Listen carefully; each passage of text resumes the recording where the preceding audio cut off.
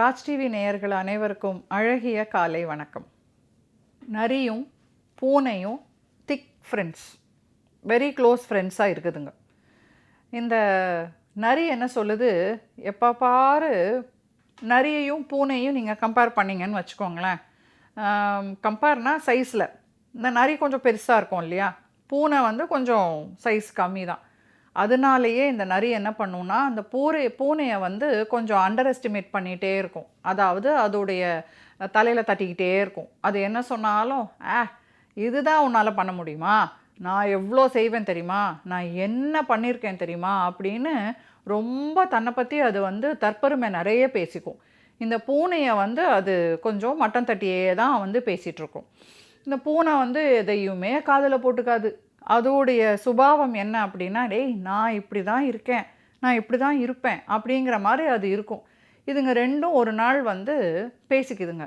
அப்போது இந்த வேட்டைக்காரங்கள்லாம் வந்து வேட்டையாடிட்டுருக்காங்க. உனக்கு செய்தி தெரியுமா, நம்ம காட்டிலேயே வந்து பாலுவை பிடிச்சிட்டு போயிட்டாங்களாம். பாலுனாக்க பேர், கரடியை சர்க்கஸ்காரங்க பிடிச்சிட்டு போயிட்டாங்களாம். அது மட்டும் இல்லை, நிறைய குரங்குகளை வந்து வலை போட்டு பிடிச்சிட்டு போயிட்டாங்களாம். எனக்கெல்லாம் ரொம்ப பயமாக இருக்குது, நாம் வந்து என்ன ஆவோம் அப்படின்னே வந்து எனக்கு தெரியல அப்படின்னு இந்த பூனை வந்து அந்த நரிக்கிட்ட சொல்லுது. நரி வந்து அப்படியே சிரிக்குது. பெரிய விஷயமே இல்லை, என்னெல்லாம் யாரும் பிடிக்க முடியாது, எனக்கு எவ்வளோ தந்திரம் தெரியுமா, நான் எவ்வளோ தப்பிச்சுப்பேன் தெரியுமா, எனக்கு பேரே தந்திர நரிப்பா, நீ வந்து என்னெல்லாம் சாதாரணமாக எடை போட்டுடாத அப்படின்னு சொல்லுது.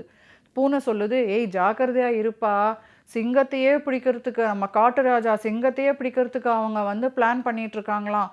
நீ வேற, நம்ம ஃப்ரெண்டு ஒருத்தன் இருக்கான்ல முயல்குட்டி, அந்த முயல்குட்டி தான் பார்த்துருக்குறான், நம்ம யானையை பிடிக்கிறதுக்கு அவங்க வந்து பெருசாக குழியெல்லாம் வெட்டி அது மேலே வந்து இலைய தலையெல்லாம் போட்டுட்டு போயிருந்துருக்குறாங்க.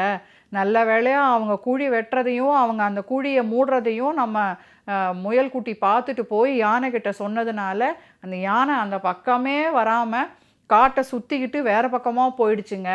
அதனால நீ ஜாக்கிரதையாக இருப்பா, யானையவே பிடிக்கிறாங்கன்னாக்கா நம்மளெல்லாம் என்ன பண்ணுவாங்களோ தெரியல, கொஞ்சம் ஜாக்கிரதையாக தான் இருக்கணும் அப்படின்னு இந்த பூனை சொல்லுது.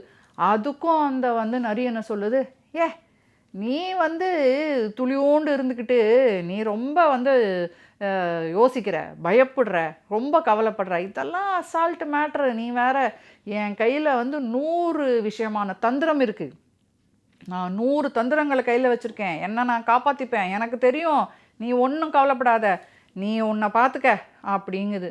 ஆமாம், நீ 100 விஷயம் வச்சுருக்கேங்கிற, எனக்கு ஒரே ஒரு தந்திரம் தான்ப்பா தெரியும், ஒரே ஒரு ட்ரிக்கு தான் தெரியும், ஒரே ஒரு திட்டம்தான் என் கையில் இருக்குது, எனக்கு வேறு எதுவுமே தெரியாதுப்பா, நீ பெரிய ஆளு சாமி, நீ 100 விஷயம் வச்சுருக்கியே அட்டேங்கப்பா அப்படின்னு பேசிக்கிட்டு இருக்கும்போதே அந்த வேட்டைக்காரங்க வர்றது தெரியுது.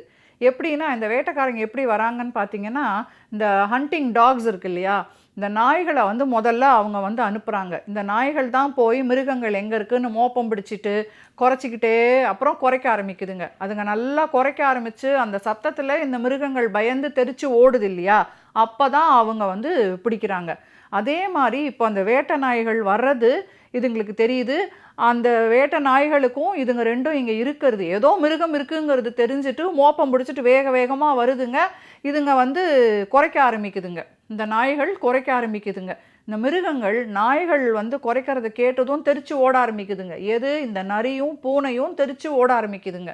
அப்போ இந்த பூனை சொல்லுது, நம்ம பேசின மாதிரியே நம்மளை வந்து நாய்கள் துரத்திட்டு வருது, எனக்கு ஒரு தந்திரம் தெரியும், அதில் நான் தப்பிச்சுப்பேன், உனக்கு தான் 100 தெரியுமே, நீ ஜாக்கிரதையாக பழச்சிக்கோ, என்ன நாம் அப்புறமா பார்ப்போன்னு சொல்லிட்டு டக்குன்னு பக்கத்தில் இருந்த மரத்து மேலே ஏறி போயிடுது. பூனைக்கு தெரிஞ்ச ஒரு தந்திரம், மரத்தில் டக்குன்னு தாவி மேலே ஏறி போயிடுது. இந்த நரி ஓடிக்கிட்டே இருந்தது, பூனை இப்படி சொல்லிவிட்டு அடுத்த செகண்ட் அதை காணோன்னதும் அப்படியே நின்றுடுது. பயந்து ஓடிக்கிட்டு இருந்த நரி அப்படியே ஸ்தம்பிச்சு போய் நின்றுடுது. இந்த பூனை மாதிரி மரத்தில் ஏறி தப்பிச்சிக்கலாமா, இல்லை அந்த முயல் குட்டி மாதிரி நாம் பள்ளம் தோண்டி பரோன்னு சொல்லுவோம் இல்லையா, நம்மளுடைய முயல்கள்லாம் வந்து உள்ளே வந்து பூமிக்கடியில் நிறைய தோண்டி உள்ளார போய் பதுங்கிக்குமே, அந்த மாதிரி நம்ம வேகமாக தோண்டுவோமா, இல்லை தலை தெறிக்க நம்ம பிச்சுக்கிட்டு ஓடுவோமா? என்ன பண்ணலாம்? இதுதான் 100 விஷயம் கையில் வச்சுருக்குதுன்னு சொன்னுச்சுல்ல, 100 தந்திரம் எனக்கு தெரியும், நான் தப்பிச்சுப்பேன். இப்படி ஒன்றொன்னா அது யோசிச்சுக்கிட்டு இருக்கிற சமயத்திலேயே, எதை யோசித்து தப்பிச்சுக்கலான்னு யோசிக்கிற சமயத்திலேயே என்னாச்சு? துரத்திட்டு இருந்த வேட்டை நாய்கள் கிட்ட வந்து இதை சூழ்ந்து காவலாக நின்றுடுச்சு. வேட்டைக்காரங்க அதை பிடிச்சிட்டு போயிட்டாங்க.